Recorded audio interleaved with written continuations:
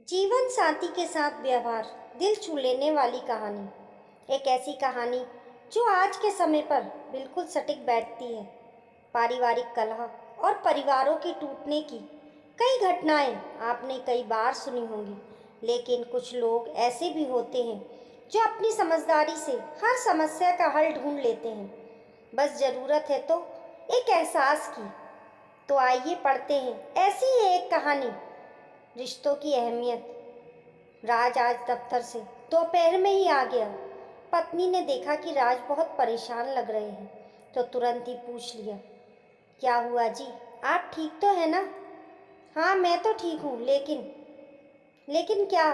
बीच में टोकते हुए राज की पत्नी निधि ने पूछा। राज के माथे पर चिंता की लकीरें दौड़ रही थीं और उन्हीं लकीरों पर पसीने की बूंदें ऐसे तैर रही थीं मानो कुछ लिखकर बयां करना चाहती हूँ। आप कुछ बोलते हो या नहीं? निधि ने एक बार फिर से पूछा, लेकिन राज अभी भी जवाब देने की हालत में नहीं लग रहा था।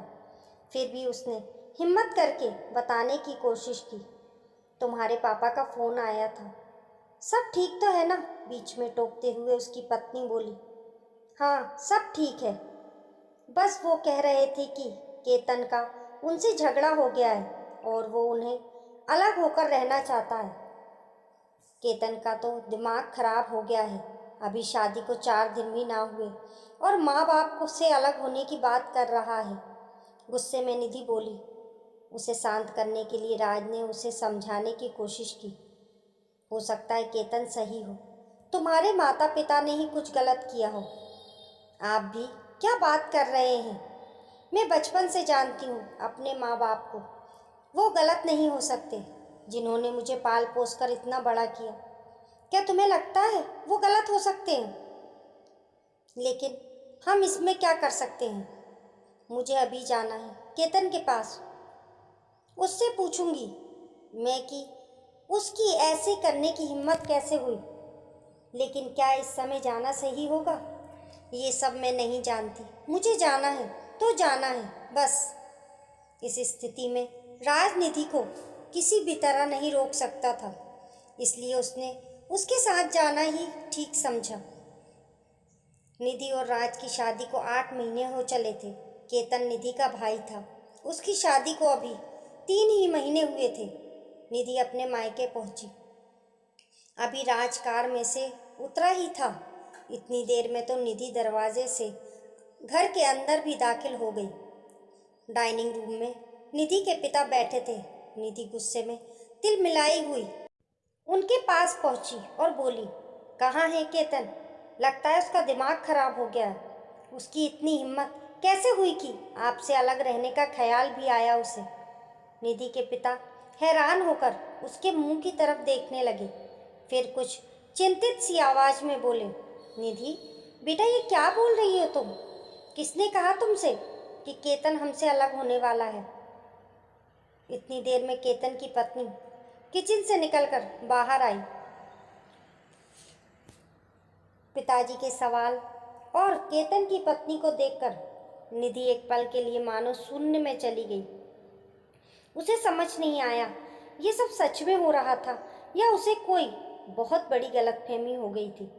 तभी उसने देखा कि राज अभी तक वहां नहीं पहुंचा था, इसलिए जैसे ही उसने घूमकर दरवाजे की तरफ देखा, उसने राज को वहां खड़ा पाया। इससे पहले कि वो कुछ पूछती, राज पहले ही बोल पड़ा, मैंने झूठ बोला था। लेकिन क्यों? अब तो निधि के साथ उसके पिता और केतन की पत्नी भी समझना चाहती थी कि आखिर हो क्या रहा है। इतनी देर में निधि की माँ भी अपने बेडरूम से निकलकर बाहर आ गई। क्योंकि मेरे माँ बाप भी गलत नहीं हो सकते। मैं भी उनके साथ बचपन से रहा हूँ। ज़रूर गलती तुम्हारी रही होगी। निधि सब समझ चुकी थी। उसे एहसास हो गया था। निधि की आंखें आंसुओं से भर चुकी थीं और वो कांपती हुई आवाज़ में बोली, हम आज ही माँ बाबूजी को घर ले आएंगे। लेकिन वो गए ही कहाँ हैं? क्या मतलब?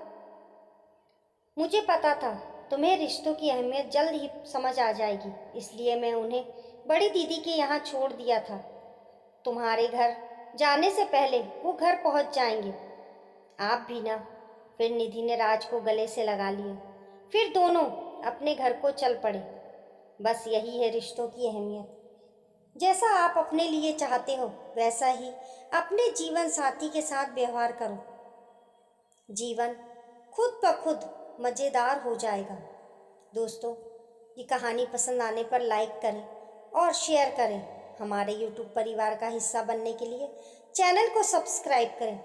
कमेंट बॉक्स में बताना ना भूलें आपको कहानी कैसी लगी। मिलते हैं फिर एक नई कहानी के साथ।